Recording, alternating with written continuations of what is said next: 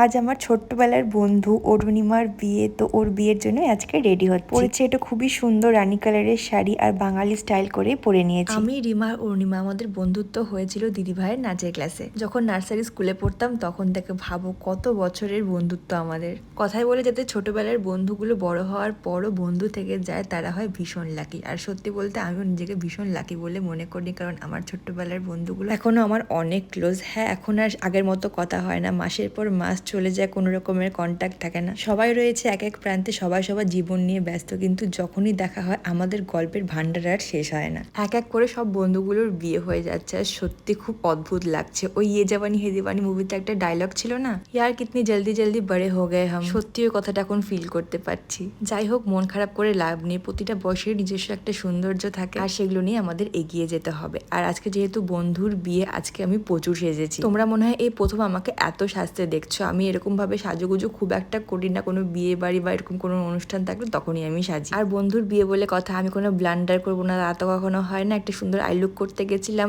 আর কাজল পরতে গিয়ে আমি পুরো ভেস্তে দিয়েছি। লাস্টে অনেক কষ্টে ঠিকঠাক করে নিতে পারলাম। আর যখন সাজুগুজু করছি চলে গেল কারেন্ট। প্রতিবার তো 5 মিনিটের মধ্যে চলে আসে, কিন্তু এবার আর আসলো না, অনেকটা লেট করে কারেন্টটা এসেছিল আর আমার রেডি হওয়াটাও হয়ে গেছিল। নেক্সট ক্লিপগুলো আর নেওয়া হয়নি। এই তো আমার আজকের লুক কেমন লাগলো অবশ্যই কমেন্ট বক্সে জানিও। জুয়েলারিটা নিয়েছি আমাদের বালুরঘাটের একটা লোকাল স্টোর থেকে।